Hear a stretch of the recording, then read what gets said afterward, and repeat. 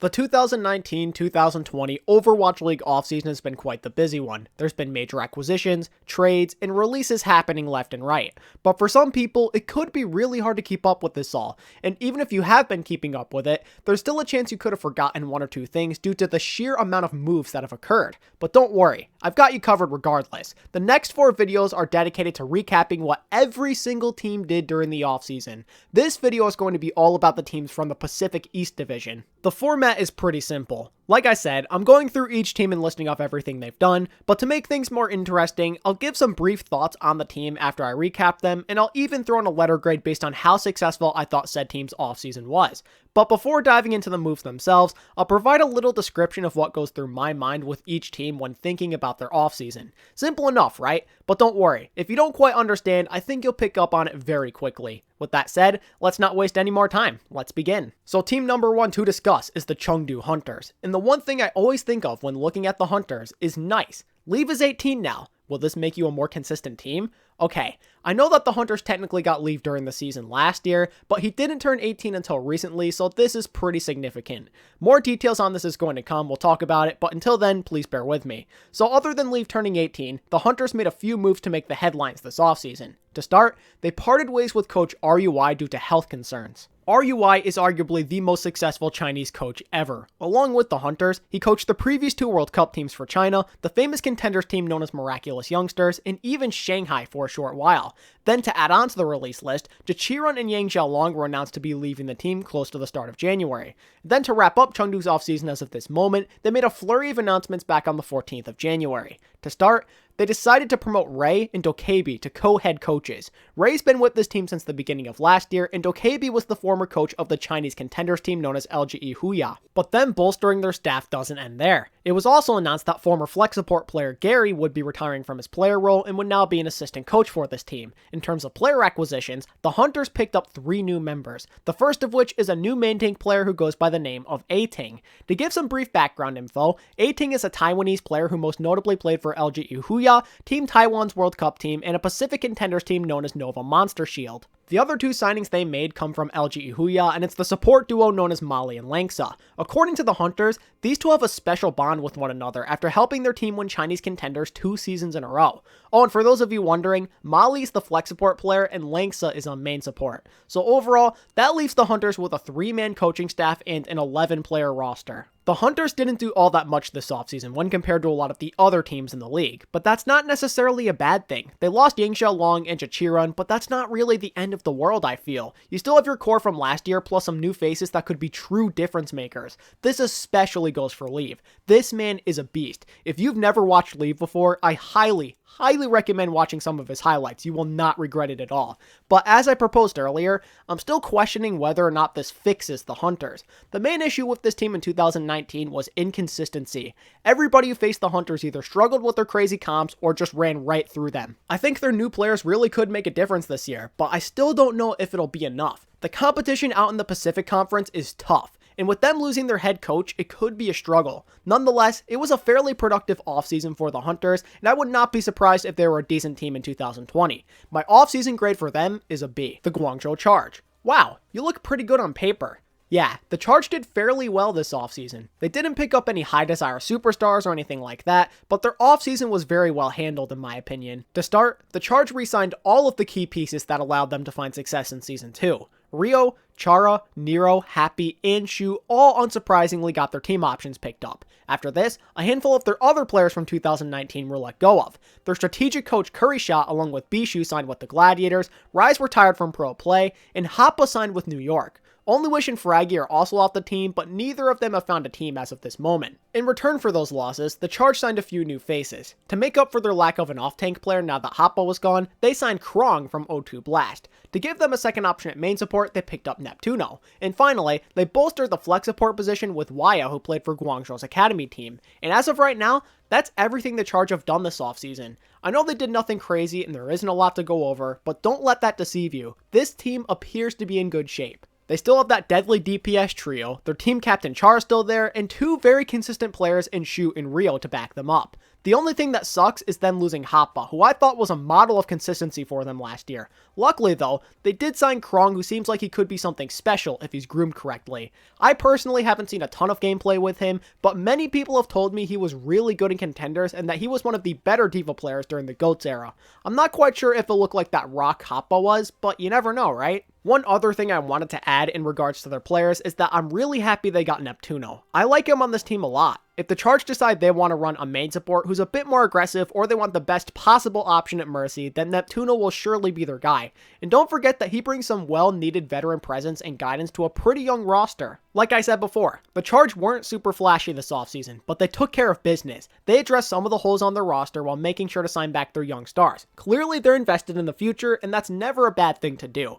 I would say their offseason went about as well as it could for not making any big splashes in free agency. Because they kept that main core together and signed a few new interesting players, I'll give them a B as their offseason grade. If it weren't for Curry Shot and Hoppa leaving, then I likely would have given them an even higher grade, as I believe they are very valuable pieces. The Hangzhou Spark. You didn't make much noise, but you still have a good team. So like with the Hunters in Charge, the Hangzhou Spark did not go very crazy this offseason, and they stayed relatively quiet for a while after initially letting some people go and announcing the re-signing of most of their roster. For their departures though, their assistant coach Supreme went to the Justice, and Nos might join the Paris Eternal. And what they added was a new assistant coach named Ya, who spent time with the Mayhem and Lucky Future Zenith, as well as the Chinese support duo of Mika and Coldest, who come from the Sparks Academy team. Oh, and they also re-signed Bozzy for any of you wondering. All in all, the Sparks offseason wasn't very busy, but with how good their team was last year, that kind of makes sense. If it ain't broke, don't fix it. And to be honest, they pretty much lost nothing important to them. They lost one coach and two players they never utilized anyway. And to compensate, they acquired a very talented Chinese backline. Coldest in particular, who is the flex support player by the way, is very highly rated within the community, and he could become a valuable player on this team one day once he feels comfortable within the team environment. I'd call this offseason a small success for the Spark. You lost very little and gained some talented prospects in return. I would have liked it a bit more if they signed a backup main tank so they can give Gushue a rest once in a while, but other than that, I can't really complain. There's really not a lot to talk about when it comes to the Spark though. They kept their playmakers and signed some potential new ones. Simple as that. The Spark's offseason grade is a B. If they had maybe signed like one or two more players, or they got someone I knew for a fact would be like a starter that like was a serious upgrade, then I probably would have given them a higher grade, but I just don't know how much their new support line is going to play over the likes of IDK and Bebe, because that support line is no joke either. The Spark are still pretty good though, and I'm very interested to see how they end up utilizing their new supports. The Seoul Dynasty. You guys popped off, but how well will you perform now that you don't have Fleta or Jaehong? So yeah, as the description suggests, the Dynasty parted ways with some of their biggest stars during the offseason. Starting with Jaehong, he decided to leave the team as an unrestricted free agent and join the Vancouver Titans, while Seoul traded Fleta over to the Dragons. Other players they said goodbye to include Hailey, who got traded over to London, Jexayo signed with the Outlaws, and Zumba, who is currently a free agent. While it is sad, the Jexay and Zumba losses in particular aren't the end of the world since they still have Toby and Michelle, but Jaehong and Fleta being gone is a bit more interesting. They certainly are replaceable, but they were major playmakers for Seoul in the previous 2 seasons of the Overwatch League, so now they'll have to look elsewhere to find new people who can step in. When it comes to staff changes, their head coach KDG signed with the Fusion and was replaced with former Spitfire coach Changdu. Also, their assistant Why Not left and was replaced with former Gen G coach MMA. To round out the coaching changes, former NYXL and Washington Justice coach Wizard Young was brought aboard as a strategic coach. When it comes to roster additions now, the Dynasty went ahead and added 4 new players. They acquired Gesture, Prophet, and Badoshin from London, as well as Creative from their academy team. So yeah, Seoul made a lot of changes this offseason. Some are good, and some aren't the greatest. I talked about the things that worried me a moment ago, so let's focus on the good. So to compensate for your Fleta trade, you signed Prophet, who at his peak is arguably the best player in the world. Seems like a fair trade-off if you ask me. I would have liked to have seen Prophet and Fleta play together, but they still did technically upgrade their flex DPS slot, so I can't complain too much. The Gesture move, though, I think is a bit more interesting since Marvel is a very good option in my opinion, but it's not a bad thing at the end of the day. It gives Seoul a choice. If Orisa's meta or the team is aggressive, then Gesture could be the guy they want to play. But if it's more about being passive or having somebody who can offer good stability, then you probably want to go with Marvel. If I'm Seoul, I look at this as a good problem to have. Then when it comes to flex support, it really comes down to whether or not Badoshin or Creative can fill in the shoes left behind by Jaehong. Not only was he talented, but he was also a leader. So whoever steps up has some big responsibilities ahead of them. I have confidence that Badoshin could be that guy since he's around Jaehong's skill level and has experience being a leader, but who knows? Perhaps Creative ends up being really good. Many fans think he could be above average, but maybe he could be even more than that. Looking at Seoul's offseason as a whole, I think they did more good than bad. There still are some potential weaknesses in that starting lineup, but as a unit, they look rather strong. I'm a little upset about their roster being small and that Jaehong is gone too, but I mean, they got Profit, and that's a game changer. And they also changed up their coaching staff, which I'm a really big fan of. Seoul's coaches last year were just really weird. They made some questionable decisions at times that I just wasn't a fan of. All of these shakeups could really help Seoul get to that next level if they learn to become a bit more consistent as a team. With that said, I'm giving Seoul an A- as their offseason grade. They got some true superstars, and they just made too many upgrades for me to not consider what they did a success. The Shanghai Dragons. Not too shabby, but are you really contenders now? The Dragons did quite a bit during this offseason, so much to the point where many people are now considering them to be a true threat to the rest of the league. But what did they do? Starting with what they lost, Coach Bluehaz and Levi along with Gamsu and Koma all parted ways with the team. Meanwhile, Youngjin announced his retirement from Pro Overwatch. In order to fill in the holes left behind by these guys, the Dragons started by hiring former Valiant head coach Moon. Then they also got Dongsu and Jaefiel as assistants who both have previous Overwatch League coaching experience too.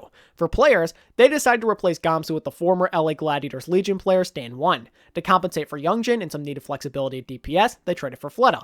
At main support, they picked up former Runaway support player Lee Jae-gong. Then to further add on to their core, Shanghai added Void and former Blossom DPS player Lip. And while it doesn't really affect this team all that much, it was announced that Dia would be moving into a role as a two-way player on Shanghai's academy team. Then, every other player I did not mention is confirmed to be coming back. So that's what Shanghai's offseason was like in a nutshell. Out of every team in this division, they certainly were the busiest. The Dragons made some nice upgrades for sure, but some of their acquisitions could be really risky. The upgrades are Fleta, who bring well-needed flexibility to a DPS core that struggled towards the end of Season 2, Void, who in my opinion is much better than MV and Gagery, and then there's Lee Jae-gong, who I think has a higher ceiling than Koma. As for the risky pickups, I personally think that Stan 1 and Coach Moon could both end up being a gamble. Stan 1 has proven to be a good player in contenders, but whether or not he could be above average and be a sustainable replacement for Gamsu is pretty up in the air. I have confidence he could be a tier 1 level player, but I have this feeling that he could be a flop as well. And with the hiring of Moon as your head coach, I think there's good and bad that comes with him. We've seen him look like a capable coach and a total moron in the matter of 1 year. I think he has a real knack for recognizing and developing talent. The issue is that he sometimes makes these boneheaded roster decisions that make zero sense. First off, there's the whole Custa is too smart for our team thing, so we're going to be playing Kuki at main support instead. Then there's also the fact that he made Kariv swap between support and DPS multiple times during his tenure as head coach. The guy's just so weird. He might be the only coach I've ever thought of as both dumb and smart at the same time. Needless to say, Moon is a gamble. If he coaches the way he did with the late Season 1 Valiant, then Shanghai are in good shape. If not, then things could get kind of scary really fast. Besides that, I really like the direction Shanghai is moving in right now. I think this team could truly be top 8 in the league, or maybe even better with the amount of talent they have assembled. They truly did make some nice upgrades. You got stars in the likes of Fleta and Void, and players with serious potential such as Lip, Lee Jae-gong, and Stan 1. But because they lost out on Gamsu, who I thought was the true leader of Shanghai, plus the potential gambles they're taking, I'm forced to give them a B+ for an offseason grade. To me, it's pretty clear that with how Shanghai handled the offseason, they're going all in for 2020. That could end up really driving them towards success, but it could also end up backfiring drastically. We'll have to see what happens, right? But with that said, that's basically going to wrap up my offseason recap for the teams residing in the Pacific East Division. Overall, this division is looking like it could be pretty scary. Every single one of these teams appears to be in decent shape heading into Season 3. But now I turn things over to you guys. What are your opinions on the offseasons for each of these franchises? Let me know in the comments section. And if you enjoyed the first episode of this short series, then it would mean a ton if you could hit that like button and subscribe so you don't miss out on the next video. And if you wish to further support me beyond just watching my videos, then consider becoming a member by hitting that join button. Become a tier 2 member today like Railroader Cabal, Emberst, and Adam Sinnott to get shoutouts at the end of videos plus some other awesome perks. And if that doesn't interest you, then consider following me on Twitter or joining my Discord through the links in the description. And that does it for me, ladies and gentlemen. Thanks for watching, and until next time, this is ATP, signing out. Peace.